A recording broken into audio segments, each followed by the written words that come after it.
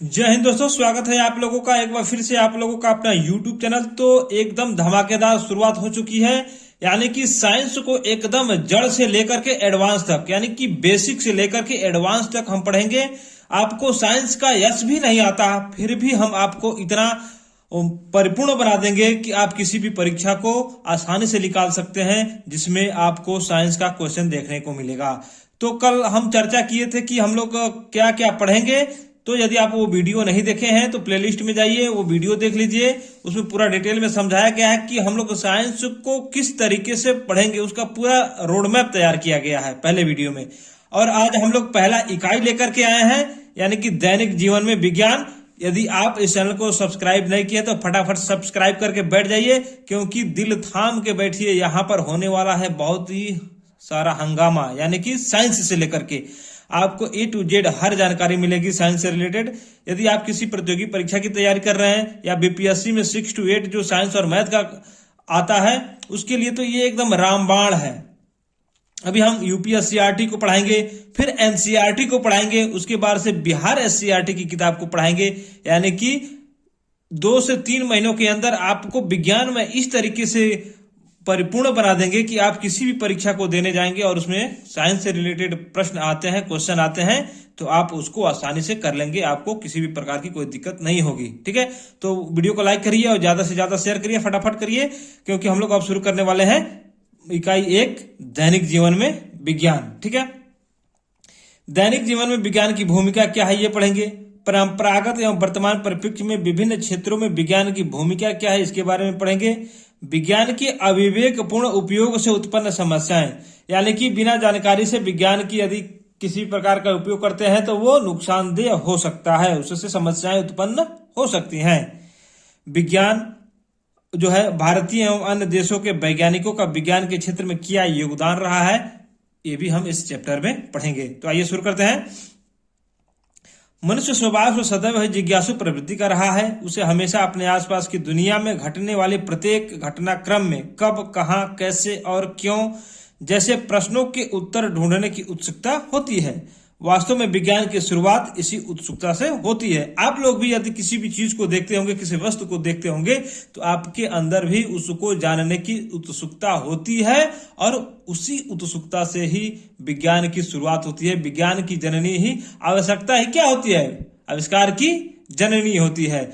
जब आवश्यकता नहीं होती तो किसी भी प्रकार का कोई भी आविष्कार नहीं देखने को मिलता। आपको जब आवश्यकता होती है तभी किसी चीज को ढूंढते हैं। आपको जब भूख लगती है तभी खाना ढूंढते हैं, जब प्यास लगती है तभी पानी ढूंढते हैं। बताइए आप लोग कमेंट करके, क्या ऐसे भी है कि बिना मतलब के आप कुछ ढूंढते रहते हैं? ऐसा नहीं, जब किसी की आवश्यकता, जिस भी चीज की आवश्यकता होती है, वो उस चीज को ढूंढता रहता है। ठीक है, तो उत्सुकता से ही होती है। हम किसी भी वस्तु या ठोस द्रव गैस के बारे में जानना चाहेंगे तो वो क्या होगा? वो एक जिज्ञासा होगा, और उसी जिज्ञासा से होकर के ही विज्ञान निकला हुआ है। आइए एक जिज्ञासु बालिका सीमा द्वारा उठाए गए प्रश्नों एवं जिज्ञासाओं द्वारा इसे समझने का प्रयास करें। सीमा कभी अपनी मां से पूछती है, कोई भी चीज ऊपर फेंकने या छोड़ने के बाद जमीन पर क्यों गिरती है? आप लोग बताइए क्यों गिरती है? प्रेशर कुकर में खाना जल्दी कैसे बन जाता है? दूध से दही कैसे बन जाता है? देखिए, आप लोग कुकर में खाना भी बनाए होंगे, दूध से दही भी बनाए होंगे, लेकिन दिमाग में कभी ये आपने नहीं सोचा होगा कि आखिर ऐसा क्यों होता है। यही तो विज्ञान है। किसी भी चीज को आखिर ये कैसे, ऐसा क्यों होता है, क्यों है, कहाँ है, कब है, यही विज्ञान है। ठीक है, फ्रिज में सामान ठंडा कैसे रहता है, क्या कारण है? चिड़िया कैसे उड़ती है? उसकी माँ इन प्रश्नों का जवाब नहीं दे पाती थी। भाई जाहिर सी बात है, जो नहीं पढ़ा रहेगा इसके बारे में नहीं बता पाएगा। उसकी माँ ने कहा, मैं इन सवालों का जवाब नहीं जानती हूं, आप अपनी शिक्षिका से पूछ लीजिएगा। दूसरे दिन सीमा ने वही सवाल कक्षा में अपनी शिक्षिका से भी पूछा। शिक्षिका ने सीमा को समझाते हुए कहा कि आपके सवाल हमारे आसपास की दुनिया से संबंधित हैं। मनुष्य में हर चीज को खोजने, जानने, समझने की उत्सुकता होती है। यह उत्सुकता देखने, छूने, सूंघने, स्वाद चखने या सुनने के कारण उत्पन्न होती है। उत्सुकता के कारण ही हमारे मन में तरह तरह के सवाल उठते हैं। विज्ञान इन सवालों का उत्तर देने की कोशिश करता है। आप लोग देखे होंगे कि बंदर भी क्या करता है, कोई भी वस्तु पाता है तो सबसे पहले उसको सूंघता है, खाने की कोशिश करता है कि क्या खाने लायक है कि नहीं है। तो उस बंदर में भी थोड़ा सा दिमाग आ जाए तो भी वैज्ञानिक बन सकता है। देखिए, वैज्ञानिक का मतलब पढ़ा लिखा नहीं, वैज्ञानिक का मतलब यही होता है कि किसी भी चीज को देखे तो उसके बारे में जानने की कोशिश करे कि आखिर ये क्या है, कैसे बना है, कब तक रहेगा, कब मिटेगा, सब कुछ उसके बारे में जानना है। क्या है? वैज्ञानिक सोच कहलाता है। ठीक है। सीमा ने कहा, ठीक है, लेकिन विज्ञान कैसे इन सवालों को उत्तर दे सकता है? शिक्षिका बोली, यह जानने के लिए हमें यह समझना होगा कि वैज्ञानिक किस तरह कार्य करते हैं। वे जिस समस्या का हल खोजना होता है, उनको सबसे पहले उसका सूक्ष्म अवलोकन करते हैं। वैज्ञानिक क्या करते हैं? सबसे पहले उसका सूक्ष्म, किसी भी वस्तु को या उस समस्या का हल खोजना होता है तो उस समस्या का क्या करते हैं? सूक्ष्म अवलोकन, यानी बारीकी से उसको देखते हैं, परखते हैं और उससे संबंधित सभी जानकारियां एकत्रित करते हैं। एकत्रित जानकारी के द्वारा वे अपने उत्तर के बारे में कल्पना करते हैं। यानी कि सबसे तो पहले किसी वस्तु को हम देखें, उसको एकदम बारीकी से देखें, उससे तरह तरह के जिज्ञासाएं उससे उत्पन्न हुई, उस समस्याओं को हम नोट डाउन किए, उसका हल जानने की कोशिश किए, उसको भी नोट डाउन किए और उस नोट डाउन किए गए तथ्यों के आधार पर अपना उत्तर अपने मन से बनाने की कोशिश करना ही क्या कहलाता है? ये सब प्रोसेस कहलाता है। ठीक है। इस तरह किसी सिद्धांत की रचना की जाती है, यानी कि किसी भी सिद्धांत की रचना के लिए ये प्रोसेस करना जरूरी है। सिद्धांत की रचना ही सवाल का सबसे अच्छा समाधान होता है। यानी कि सिद्धांत बनाना ही सवाल का क्या होता है? सबसे अच्छा समाधान होता है। सिद्धांत की पुष्टि के लिए बार बार प्रयोग करना पड़ता है। यानी कि हम जो भी सिद्धांत बनाते हैं तो उसको बार बार प्रक्रिया दोहराते हैं कि हर बार एक ही चीज आ रही है ना, सटीकता हो रहा है कि नहीं हो रहा है। ऐसा तो नहीं है कि पहली बार प्रयोग किया तो कुछ और निकल के आया, दूसरी बार प्रयोग किया तो कुछ और निकल के आया, तीसरी बार प्रयोग किया तो कुछ और निकल करके आया, तो ये सिद्धांत नहीं माना जाएगा। ठीक है। एक बार, दो बार, तीन बार हम प्रयोग करें, निरीक्षण करें, अवलोकन करें और हर बार जो है रिजल्ट सेम आए, तब जाकर के वो सिद्धांत बनता है। ठीक है। ताकि यह विश्वास होने लगे कि समस्या का सबसे अच्छा समाधान यही है। समाधान अलग अलग होगा तब तो गड़बड़ हो जाएगा। समाधान कितनी बार उसका समस्या का समाधान खोजने की कोशिश करें, लेकिन समस्या का समाधान एक ही हो, तब जाकर के वो क्या होता है? वो सिद्धांत बनता है। शिक्षिका ने बताया, जैसे सीमा का सवाल है कि वस्तु हमेशा जमीन पर ही क्यों गिरती है। आप रोज देखते हैं कि अगर आप कोई भी चीज हवा में उछालें या फेंकें तो वह जमीन पर ही गिरती है। क्या ऐसा हर जगह और हर वस्तु के साथ होता है? आप लोग तो कभी सोचने की कोशिश नहीं किए होंगे। जो कुछ भी देखा होगा उठाकर फेंक दिए होंगे, गिर गया, या कहीं पेड़ पर से फल गिर गया, उठा के खा लिए होंगे। अब आदमी इतना थोड़े फुर्सत है कि हम सोचते रहें? नहीं, तो ये बिल्कुल गलत बात है। किसी भी चीज को देखिए तो उसको समझने और सोचने की क्षमता रखिए। ठीक है। यह जानने के लिए आपको कई तरह की वस्तुओं के साथ विभिन्न स्थानों पर प्रयोग करना पड़ेगा। मतलब प्रयोग करने से ही आपको पता चलेगा कि कोई भी वस्तु जो है ऊपर से नीचे क्यों गिरती है। ठीक है। देखिए, ये है न्यूटन साहब, सर आइजैक न्यूटन। कौन? Sir Isaac Newton. इन्होंने क्या किया था? जब ये बैठे थे एक पेड़ के नीचे, तो उस पेड़ से जो फल गिरा, नीचे गिरा, तो इन्होंने ये सोचना शुरू कर दिया कि आखिर ये जो फल है नीचे ही क्यों गिरा, ऊपर क्यों नहीं गया, दाएं क्यों नहीं गया, बाएं क्यों नहीं गया।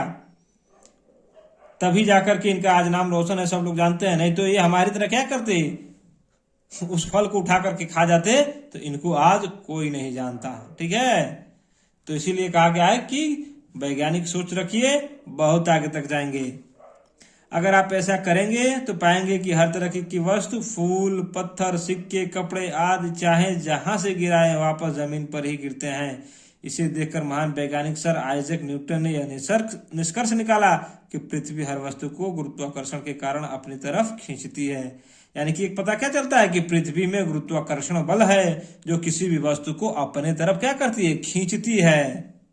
ठीक है। जिसकी वजह से प्रत्येक वस्तु पृथ्वी पर ही क्या करती है? वापस गिरती है। हम कुछ भी फेंकते हैं, गेंद फेंके या कोई बर्तन फेंके या कोई वस्तु फेंके ऊपर की तरफ, वो कुछ दूर जाकर के फिर वापस जमीन पर ही गिरता है। तो ये किस कारण होता है? गुरुत्वाकर्षण के कारण। और गुरुत्वाकर्षण कहाँ होता है? पृथ्वी में होता है। ठीक है। सीमा अपने प्रश्नों का इतना सरल उत्तर पाकर के क्या हो जाती है? उत्साहित हो जाती है। भाई कोई भी उत्साहित होगा, अभी उत्साहित हो गए होंगे। यदि आप उत्साहित हो गए होंगे तो चैनल पर नए हैं तो चैनल को पहले सब्सक्राइब कर लीजिए, क्योंकि बहुत ही मजेदार में मजे में हम लोग साइंस पढ़ने वाले हैं, एकदम घरेलू क्रियाकलापों से जुड़ते हुए, घरेलू कार्य को देखते हुए, आसपास के कार्यों को साथ में लेकर के चलते हुए हम लोग साइंस देखें सीखेंगे, ताकि किसी भी प्रकार की कोई कठिनाई न हो विज्ञान पढ़ने में। ठीक है। शिक्षिका सीमा के उत्साह को देख करके बोले कि ज्यादातर उत्तर सरल ही होते हैं, लेकिन उनके उत्तर या सिद्धांत पाना अक्सर जटिल होता है। क्यों जटिल होता है? क्योंकि उसको वैज्ञानिक तरीके से करना होता है, बार बार करना होता है। ठीक है। वैज्ञानिक किसी भी समस्या जिज्ञासा का समाधान प्राप्त करने के लिए वैज्ञानिक विधि के विभिन्न चरणों द्वारा निष्कर्ष निकालते हैं। यानी कि वैज्ञानिक विधि का क्या होता है? विभिन्न चरण होते हैं, स्टेप बाय स्टेप होते हैं। ऐसा नहीं कि पहला स्टेप किया फिर लास्ट वाला स्टेप किया सब आग वैज्ञानिक विधि निकल गया, ऐसा नहीं होता। स्टेप बाय स्टेप, यानी कि पहले एक पढ़ेंगे, उसके बाद दो, तभी दो आएगा, दो के बाद ही तीन आएगा। ऐसा नहीं है कि एक के बाद से पांच, पांच के बाद से 9 कर दें, ऐसा नहीं होगा। ठीक है। तब वो हमारा प्रयोग जो है सफल नहीं हो पाएगा, और उससे समाज को लाभान्वित करते हैं। वैज्ञानिक विभिन्न चरण अपनाते हैं। कौन कौन से चरण अपनाते हैं? पहला क्या है? जिज्ञासा, यानी कि प्रश्न करना। किसी भी वस्तु को देखा जाए तो जिज्ञासा उत्पन्न हो, प्रश्न करना हो, तो वो पहला स्टेप कहलाता है क्या? जिज्ञासा और प्रश्न करना। परिकल्पना, उसको ध्यान से देखना, उसके बारे में जानकारी इकट्ठा करना। ठीक है। परीक्षण करना, उस जानकारी को बार बार करना, चेक करना। निरीक्षण, विश्लेषण, वर्गीकरण, और ये परीक्षण में क्या हो गया? ये पूरी जानकारी को इकट्ठा करना और उस किए गए जानकारी के इकट्ठा को निरीक्षण करना, बार बार देखना, विश्लेषण करना और वर्गीकृत अलग अलग करके रखना। फिर अवलेखन, उसको एक जगह क्या करना? लिखना, फिर उस पर पुनर्विचार करना, फिर निष्कर्ष निकलता है और फिर उसी निष्कर्ष को बार बार नए तरीके से किया जाए उसकी, ताकि हमारा रिजल्ट सेम मिले। तब जाकर के वैज्ञानिक विधि हमारा क्या होता है? सफल होता है। अब सीमा विज्ञान के बारे में और अधिक जानने के लिए उत्सुक थी, आप भी उत्सुक होंगे, क्योंकि भाई इतनी अच्छी से पढ़ाई जा रही है आपको विज्ञान। उसने पूछा विज्ञान ने हमारे जीवन के लिए क्या क्या किया है, और क्या? भाई जाहिर सी बात है, इतना तो सब विज्ञान ने किया है, तो हमारे जीवन में और क्या क्या विज्ञान ने किया है, इसके बारे में जानना बहुत जरूरी है। ठीक है। अब हम लोग देख लेते हैं कि दैनिक जीवन में विज्ञान की देन। दैनिक जीवन में विज्ञान की क्या देन है? दैनिक जीवन में विज्ञान की क्या देन है? शिक्षिका ने सीमा को चित्रों के माध्यम से दैनिक जीवन में विज्ञान की वजह से आए परिवर्तन के बारे में समझाया। यानी कि पहले क्या था, अब विज्ञान की वजह से अब क्या है। चित्र 1.2 यहाँ है, चित्र देख रहे हैं, यह है 1.2। अभी हम पढ़ लेते हैं, फिर आपको ये पूरा समझाएंगे। ठीक है। दिखाए गए साधनों का उपयोग हम दैनिक आवश्यकताओं में करते हैं। कृषि कार्य शीघ्र हो इसलिए हम क्या करते हैं? ट्रैक्टर, यानी कि कृषि का काम जो है जल्दी से हो, हम लोग ट्रैक्टर का यूज करते हैं। और अन्य कृषि यंत्र जैसे thresher machine, seed drill, harvester आदि विज्ञान की ही देन है। थ्रेशर मशीन मतलब जिसमें गेहूं और धान की दौरी करते हैं, वो थ्रेशर मशीन होता है। सीड ड्रिल मतलब जिसमें बीज वगैरह बोया जाता है। हार्वेस्टर जिससे खेत की जुताई होता है, आदि विज्ञान की देन है। घर बैठे बैठे देश विदेश की जानकारी और मनोरंजन टेलीविजन व रेडियो के द्वारा मिल जाता है। गैस के चूल्हा द्वारा शीघ्र खाना पक जाता है, जो समय समय पर। ये सब आप पढ़ लीजिएगा, ये पढ़ने वाली चीज है। ठीक है। चिकित्सा के क्षेत्र में, शिक्षा के क्षेत्र में विज्ञान ने अभूतपूर्व योगदान दिया है। समाचार पत्रों, रेडियो द्वारा हमें देश विदेश में हो रही घटनाओं जानकारी आदि की मिलती रहती है। क्रिकेट मैच हम कहा देश विदेश में होता रहता है, हम लोग घर बैठे देख लेते हैं ना, ये सब इसमें दिया हुआ है। यह सभी विकास विज्ञान द्वारा ही संभव हो पाए हैं। मनुष्य सदा ही अधिक ज्ञान प्राप्त करने और उसका सही रूप से अनुप्रयोग करने के लिए क्या करता है? प्रयत्नशील रहता है, यानी कि कोशिश करता रहता है। आप भी बहुत सी नई खोजों के बारे में जानने के इच्छुक होंगे। इच्छुक हैं कि नहीं है, कमेंट में जरूर बताइए आप लोग। यह है रेलवे गाड़ी। पहले लोग पैदल जाते थे, अब रेल से पहुंच जाते हैं फटाक से। दूर संचार, पहले लोग चिट्ठी भेजते थे, अब टेलीफोन, मैसेज, व्हाट्सएप से बात कर लेते हैं जस्ट सेकंड में। बस से ट्रेवल करते हैं लोग, कार से ट्रेवल करते हैं, ट्रैक्टर से जुताई करते हैं। पहले क्या हर और बैल से जुताई करते थे, बहुत दिन लगता था। पंखा, पहले हाथ से पंखा डुलाते थे, अब लाइट से बटन दबाइए फटाक से पंखा चलना शुरू हो जाता है। टेलीविजन, दूर दराज का न्यूज जो है आपको तुरंत मिल जाता है। हवाई जहाज, एक देश से दूसरे देश में जाना हो तो सबसे तेज गति से आप जा सकते हैं। बल्ब, पहले लोग मिट्टी का तेल, केरोसिन का तेल से दीपक जलाते थे, ढिबरी जलाते थे, अब लाइट से बल्ब जलता है। सब क्या है? विज्ञान की देन है। टेलीफोन, आप तुरंत बात कर सकते हैं, नंबर मिलाइए, बात करिए फटाक से। पहले क्या होता था? चिट्ठी भेजते थे लोग। अब हम देख लेते हैं कि परंपरागत एवं वर्तमान परिप्रेक्ष्य में विभिन्न क्षेत्रों में विज्ञान की भूमिका। परंपरागत यानी कि पहले और अभी के समय में क्या अंतर हुआ है, विज्ञान के विभिन्न क्षेत्रों में विज्ञान की भूमिका क्या है। विभिन्न क्षेत्रों में विज्ञान ने अपना योगदान दिया है। विज्ञान ने हमारे दैनिक जीवन में होने वाले बहुत सी कार्यों को आसान बना दिया है। चित्र 1.2 में परंपरागत एवं वर्तमान में प्रयोग होने वाले साधनों को दर्शाया गया है। परंपरागत मतलब पहले से प्रयोग होते आ रहे, ठीक है।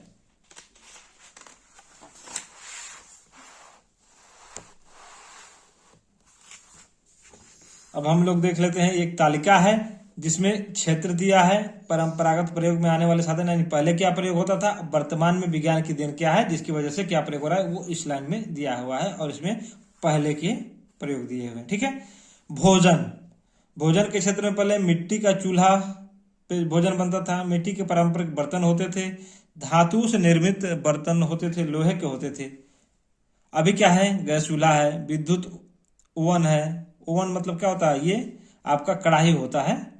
सोलर कुकर पे होता है, प्रेशर कुकर है, स्टेनलेस स्टील के बर्तन है, नॉन स्टिक बर्तन है, इंडक्शन चूल्हा है यानी लाइट से जलने वाला नॉन स्टिक बर्तन है जिसमें क्या खाना पकड़ता नहीं है। कृषि के क्षेत्र में देख लीजिए, हल, बैल, कुआं, रहट, गोबर, खाद आदि प्रयोग करते थे पहले। अब क्या है? ट्रैक्टर, नहर, ट्यूबवेल, रासायनिक उर्वरक, यूरिया, फास्फेट, पोटास, उन्नत बीज कीटनाशक दवाएं आजकल के सब क्या है? ये विज्ञान की वजह से ही संभव हो सका है। यातायात के लिए देख लीजिए, बैलगाड़ी, टांगा, ऊंट, घोड़ा गाड़ी, खच्चर आदि से पहले लोग एक जगह से दूसरे जगह जाते थे। अब क्या? साइकिल से जाते हैं, कार से जाते हैं, बस, स्कूटर, रेलगाड़ी, वायुयान, पानी जहाज से जाते हैं। मनोरंजन के क्षेत्र में क्या है? नाटक, नौटंकी, बिरहा पहले लोग सुनते थे, कठपुतली, नृत्य आदि सब आदमी स्वयं करते थे, ठीक। अब क्या करते हैं? रेडियो, ट्रांजिस्टर के माध्यम से, रेडियो के माध्यम से, टेलीविजन के माध्यम से, सिनेमा के माध्यम से, video game, DVD, CD, mobile आजकल तो आ गया है, उसके माध्यम से आज मनोरंजन हो जाता है। संचार के लिए पहले संदेशवाहक यानी कि किसी को भेजते थे या डाक से चिट्ठी लिख करके भेजते थे। अब क्या हो गया है? Telephone, mobile, fax, email, computer, Telegram, internet, WhatsApp, Facebook, इतना सारा सोशल मीडिया हो गया है, ठीक है। चिकित्सा के क्षेत्र में रोगों की जांच हेतु पहले क्या? नाड़ी देख करके लोग रोग का अनुमान लगा लेते थे, अनुमान लगा करके, देख करके। अब उसके बाद से क्या है? जांच, उपचार हेतु दवाएं पहले क्या देते थे? जड़ी बूटी से लोग ठीक करते थे, झाड़ फूक करवाते थे, घरेलू उपचार करते थे। अब क्या है? मलमूत्र तथा खून का परीक्षण करते हैं। एक्सरे के लिए क्या? रोग को जाने के लिए क्या करते हैं? मलमूत्र तथा खून का टेस्ट कराते हैं, एक्सरे कराते हैं, अल्ट्रासाउंड कराते हैं, CT scan, endoscopy, antibiotic, analgesic, antiseptic दवाओं आदि सेल का क्या प्रयोग किया जाता है। पहले शिक्षा में क्या होता था? गुरुकुल प्रणाली होती थी, विद्यालयों में शिक्षकों द्वारा परंपरागत ढंग से अध्यापन किया जाता था। अब क्या कर रहा है? ओवरहेड प्रोजेक्टर लगा दिया जा रहा है, कंप्यूटर और इंटरनेट के माध्यम से पढ़ा जा रहा है। डिस्टेंस लर्निंग छात्रों को दी जा रही है, यानी कि पढ़ाई कहीं और हो रही है, बच्चा पढ़ कहीं और रहा है। किसके? इंटरनेट के माध्यम से। अंतर्राष्ट्रीय सहयोग शिक्षकों द्वारा गुणवत्तापूर्ण शिक्षा एडुसेट नामक शैक्षिक उपग्रह द्वारा ये सब क्या होता है? किया जाता है। अंतरिक्ष के लिए पहले क्या था? साधारण दूरबीन था, ज्यादा दूर तक आदमी देख नहीं पाता था, वेधशालाएं थी। अब क्या है? चंद्रयान, रडार, मंगलयान, सूक्ष्मदर्शी, दूरबीन, ये सब क्या है? ये विज्ञान की देन है। रक्षा के क्षेत्र में पहले लोग भाला लेकर के मारते थे, तलवार, तीर धनुष चलाते थे, गदा चलाते थे। आज देखे हैं बजरंगबली का गदा? नहीं। अब लोग क्या करते हैं? बंदूक से मारते हैं, पिस्तौल चलाते हैं, तोप चलाते हैं, टैंकर, मिसाइल, परमाणु बम, हाइड्रोजन बम, ये सब क्या है? विज्ञान की देन है, ठीक है। आपको मजा आ रहा है कि नहीं आ रहा है? कमेंट में जरूर बताइएगा आप लोग। इतना आसानी से कोई नहीं पढ़ाएगा आपको। इसके तुरंत बाद हम लोग एनसीईआरटी शुरू करेंगे, उसके बाद से फिर से बिहार एससीईआरटी को शुरू करेंगे, ठीक। अब देखिए, जहां विज्ञान है वहां विनाश भी है, यानी कि जिस भी चीज में ज्यादा विकास होगा तो वहां उसको ज्यादा प्रयोग करेंगे, अनर्गल प्रयोग करेंगे तो उसका विनाश होना भी निश्चित है। विज्ञान ने अनेक विज्ञान ने अनेक असंभव लगने वाली बातों को भी संभव कर दिखाया है। जीवन का कोई भी क्षेत्र ऐसा नहीं बचा है जिसे विज्ञान ने प्रभावित न किया हो। विज्ञान ने मनुष्य को जहां पर सुविधाएं प्राप्त हुई हैं, वहीं इसके दुरुपयोग, अनसंयमित उपयोग से अनेक समस्याएं भी उत्पन्न हुई हैं। यानी कि विज्ञान से जहां राहत है वहां विनाश भी है। पहला क्या है, विज्ञान की प्रगति के फलस्वरूप यातायात के क्षेत्र में पेट्रोल डीजल चलित वाहनों की वृद्धि के कारण क्या हुआ है, पर्यावरण असंतुलित हो गया है। यानी कि ज्यादा वाहन चलते हैं तो कार्बन डाइऑक्साइड ज्यादा निकलते हैं, जिसकी वजह से वायु प्रदूषण फैलता है।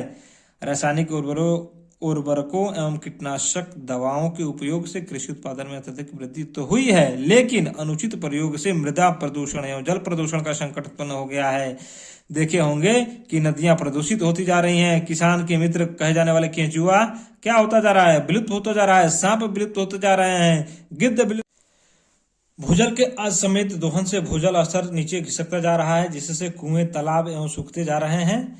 क्या है, जैसे कि ज्यादातर मोटर का उपयोग लोग करते हैं, किसकी वजह से, विज्ञान की वजह से। विज्ञान नहीं होता तो मोटर नहीं होता, लोग टुल्लू पंप नहीं लगाते और ज्यादा पानी का उपयोग नहीं करते। तो ये सब किसके वजह से हुआ है, विज्ञान की वजह से। तीव्र ध्वनि उत्पन्न करने वाले संगीत विज्ञान की देन है। लाउड स्पीकर विज्ञान की देन है। ध्वनि प्रदूषण उत्पन्न हो रहा है, जिससे मानव मस्तिष्क पर क्या पड़ रहा है, दुष्प्रभाव पड़ रहा है। मानव बस्तियों में कूड़े कचरे और अपशिष्ट पदार्थों के निस्तारण की समुचित व्यवस्था के अभाव में मानव जीवन संकटग्रस्त होता जा रहा है। ज्यादा कूड़ा कचरा हो रहा है, किसकी वजह से, विज्ञान की वजह से। रेडियोधर्मी विकिरण के कारण पृथ्वी पर जीवन के अस्तित्व का भय उत्पन्न हो गया है। ओजोन परत में छिद्र वायु प्रदूषण के कारण हो रही है।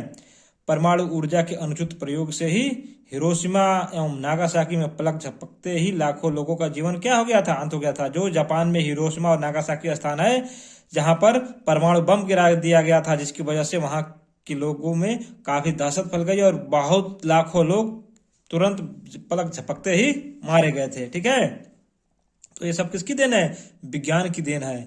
इसका विज्ञान की देन नहीं, विज्ञान का दुष्प्रयोग है।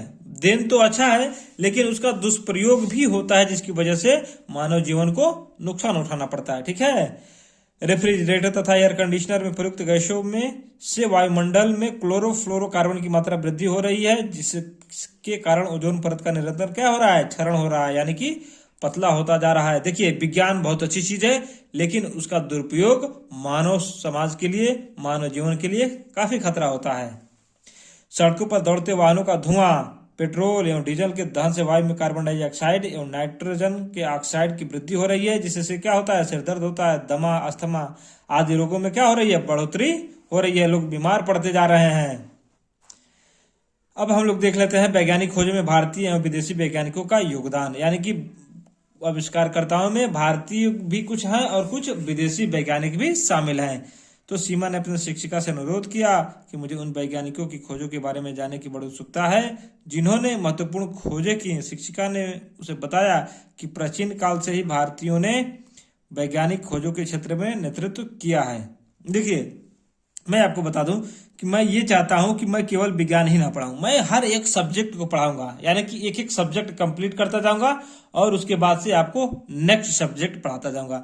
यानी कि साइंस हो गया, सोशल साइंस हो गया, हिस्ट्री, ज्योग्राफी, आपका इन्वायरमेंट, हिंदी, इंग्लिश, यानी कि सारा पेपर, मैं सारा सब्जेक्ट पढ़ाऊंगा। आप 6 से शुरुआत करिए। यदि आप क्लास 6 में हैं तो आपके लिए तो वरदान है, आपको कहीं कोचिंग करने की जरूरत नहीं है, आप आसानी से पढ़ सकते हैं। ठीक है, प्राचीन भारतीय वैज्ञानिक जैसे चरक ने जड़ी बूटियों और औषधियों के गुणों के द्वारा रोगों के उपचार की विधि का विकास किया था। चरक ने क्या किया था, औषधि से रोगों के उपचार की विधि का आविष्कार किया था। सुश्रुत ने शल्य चिकित्सा यानी कि ऑपरेशन वगैरह के बारे में बताया था। आर्यभट्ट ने पाई का मान बताया था। ठीक है, पाई का मान कितना होता है, 3.14 या 22/7 होता है ना। तो ये मान कितना बताया था, आर्यभट्ट ने बताया था। श्रीधराचार्य ने वर्ग समीकरण का हल देने वाले प्रथम गणितज्ञ थे। श्रीधराचार्य क्या थे, वर्ग समीकरण का हल देने वाले प्रथम गणितज्ञ थे। आधुनिक वैज्ञानिक खोजों में भारतीय एवं अन्य देशों के वैज्ञानिकों एवं उनकी खोजों को तालिका 1.12 और 1.3 के माध्यम से दर्शाया गया है। तो हम लोग देख लेते हैं कि कौन वैज्ञानिक देशी है और कौन विदेशी है। ठीक है, तो ये रही हमारी तालिका। इधर वैज्ञानिक का नाम दिया है, इधर वैज्ञानिक किस क्षेत्र में योगदान किए हैं। ठीक है, पहले भारतीय वैज्ञानिक है, पहले क्या है भारतीय वैज्ञानिक, इधर दिया है विदेशी वैज्ञानिक। तो पहले हम लोग भारतीय हैं तो भारतीय वैज्ञानिकों के बारे में पढ़ेंगे। और यदि आप भी सच्चे भारतीय हैं तो इस चैनल को लाइक जरूर करिए और वीडियो को लाइक करिए और चैनल को भी सब्सक्राइब करिए, ताकि यहाँ पर आपको बहुत ही शानदार वीडियो देखने को मिलेंगे। पहले हैं जगदीश चंद्र बोस, पौधों की संवेदनशीलता के बारे में बताया इन्होंने। सर सीवी रमन, प्रकाश का प्रकीर्णन रमन प्रभाव के नाम से जाना जाता है, इसको बताया इन्होंने।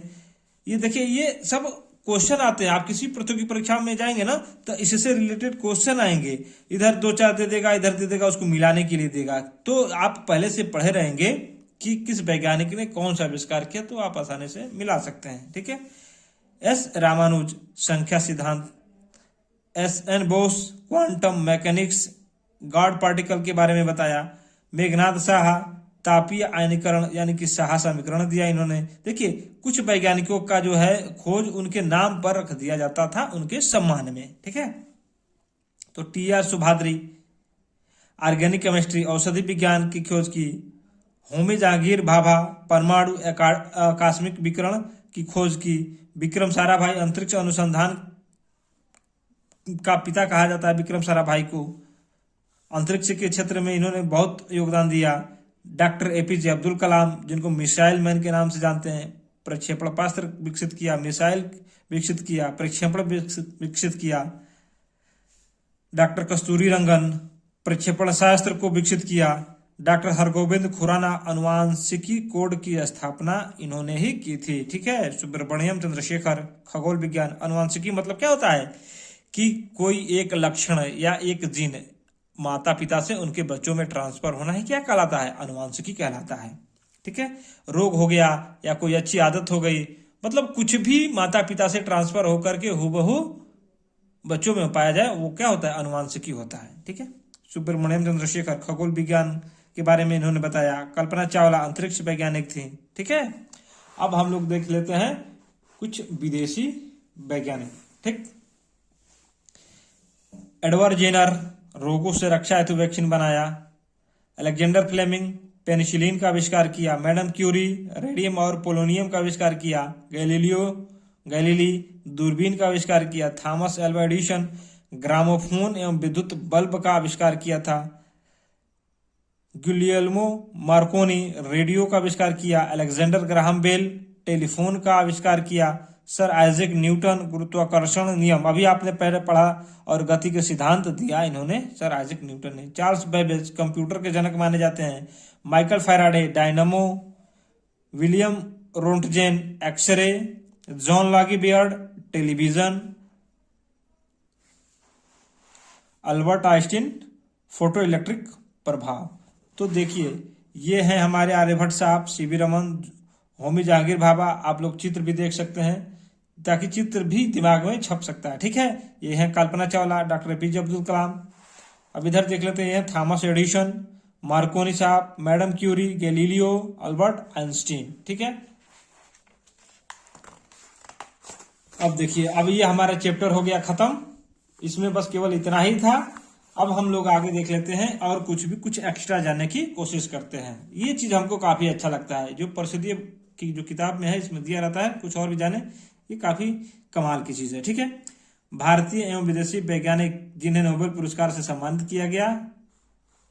भारतीय और विदेशी वैज्ञानिक जिन्हें क्या नोबेल पुरस्कार से सम्मानित किया गया। सीवी रमन, हरगोविंद खुराना साहब, Subrahmanyan Chandrasekhar, Albert Einstein, madam Curie, Alexander Fleming आदि हैं। ठीक है, भारतीय अंतरिक्ष अनुसंधान संस्थान यानी कि इसरो के बारे में आप लोग तो जानते ही होंगे, अभी चंद्रयान, सूर्य मिशन आदि सब भेजने वाले क्या है, ISRO, Indian Space Research Organisation यानी कि भारतीय अंतरिक्ष अनुसंधान संस्थान। भारत में अंतरिक्ष अन्वेषण तथा अंतरिक्ष प्रौद्योगिकी के विकास एवं उसके अनुप्रयोग का कार्य भारतीय अंतरिक्ष अनुसंधान संस्थान यानी इंडियन स्पेस रिसर्च ऑर्गेनाइजेशन द्वारा किया जाता है। इसे संक्षेप में इसरो भी कहते हैं। इसकी स्थापना 15 अगस्त 1969 को, ये देख लीजिए, इसरो की स्थापना कब हुई थी, 15 अगस्त 1969 को हुई थी। इसरो का मुख्यालय बेंगलुरु में है। यह कृत्रिम उपग्रहों को डिजाइन करके निर्माण किया जाता है। यहाँ पर कृत्रिम उपग्रह भी पृथ्वी की परिक्रमा करते हैं। कृत्रिम उपग्रह अंतरिक्ष में कुछ प्रमुख उद्देश्यों के लिए प्रक्षेपित किए जाते हैं, जिनमें दूरसंचार हो गया, मौसम विभाग हो गया, आदि संबंधी अध्ययन, आपदा प्रबंधन यानी मौसम संबंधी अध्ययन और आपदा प्रबंधन, नौवहन और समर्पित दूरस्थ शिक्षा संबंधी उपग्रह आदि प्रमुख हैं। देखिए, जो दूर संचार होते हैं, मौसम विभाग की जानकारी किससे मिलती है? सैटेलाइट से, ठीक है। और आपदा प्रबंधन यानी कि बाढ़ आने वाला है, भूकंप आने वाला है, थोड़ी बहुत जानकारी आपदा इससे मिल जाती है। ये क्या बोलते हैं आपको, समुद्रों में नौका वाहन के लिए इसका प्रयोग किया जाता है। दूरस्थ शिक्षा यानी कि आप पढ़ रहे हैं कहीं और, मैं पढ़ा रहा हूँ कहीं और, तो आपको एक किस माध्यम से पहुंच रहा है? सैटेलाइट के माध्यम से, इंटरनेट के माध्यम से, ठीक है। तो ये सब हमने आज सीखा। अब हम देख लेते हैं कि हमने क्या क्या सीखा। इस पाठ को पढ़ने से हमने क्या क्या सीखा। दैनिक जीवन में विज्ञान की देन ने जीवन को क्या किया? सरल और सुखमय बनाया है। किसकी वजह से? विज्ञान की वजह से। लेकिन उसका दुष्प्रयोग और दुष्परिणामी भी हो सकता है, ठीक है। विभिन्न क्षेत्रों में विज्ञान के योगदान से विकास संभव हो सका है। विज्ञान की खोज एवं आविष्कारों का दुरुपयोग भी हो रहा है, जैसे परमाणु बम, हाइड्रोजन बम, प्रक्षेपास्त्र का आदि का निर्माण। मान लीजिए जिसके पास परमाणु बम है, कोई देश कुछ भी बोले, कोई उठाकर फेंक दिया, हो गया काम तमाम। हाइड्रोजन बम बहुत खतरनाक होता है, ठीक है। और ये मिसाइल वगैरह तो काफी खतरनाक पहले से ही है, ठीक। विज्ञान की प्रगति के फलस्वरूप वाहनों, कीटनाशक दवाओं के उत्पन्न आदि में अत्यधिक वृद्धि हुई है, जिससे बढ़ती जनसंख्या की मांगों की आपूर्ति तो हुई है, परंतु इससे पर्यावरण असंतुलित और प्रदूषित हो रहा है और मानव जीवन संकट में होता जा रहा है। देखिए, विज्ञान की आने की वजह से कुछ फायदे हैं, लेकिन उसका कुछ नुकसान भी है। तो इसलिए वैज्ञानिक चीजों का उपयोग आप सावधानी से करें और उसका दुरुपयोग न करें, ठीक है। तो हम लोग अभ्यास प्रश्न देखेंगे। आप लोग अभ्यास प्रश्न करिएगा। यदि नहीं आता है तो कमेंट में बताइएगा।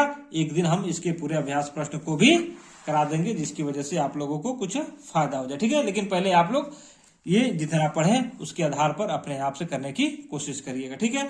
तो फिर मिलते हैं, हम लोग अगला चैप्टर पढ़ेंगे। अगला चैप्टर क्या है? पदार्थ एवं समूह। इसको 2-3 दिन में पढ़ेंगे, लगातार नहीं पढ़ेंगे। आज तो हम लगातार पढ़ लिए, ये छोटा सा चैप्टर था, लेकिन अगला चैप्टर है, हम धीरे धीरे 2 से 3 दिनों में, 2 से 3 क्लासों में पढ़ेंगे, क्योंकि वीडियो ज्यादा लंबा हो जा रहा है, आप लोग बोर होते जा रहे हैं, ज्यादा देर तक नहीं रुक रहे हैं, ठीक है। और आपको पढ़ने में मजा भी नहीं आ रहा है, हम समझ रहे हैं आपकी बोरियत को, ठीक है। तो इसी को ध्यान में रखते हुए आगे चैप्टर से हम लोग क्या कहेंगे कि छोटा छोटा पार्ट लेकर के आएंगे, ताकि समझ में भी आसानी से आए और आप लोग जल्दी बोरियत भी महसूस ना हो, ठीक है। फिर मिलते हैं अगली वीडियो में नए चैप्टर के साथ। तब तक जय हिंद।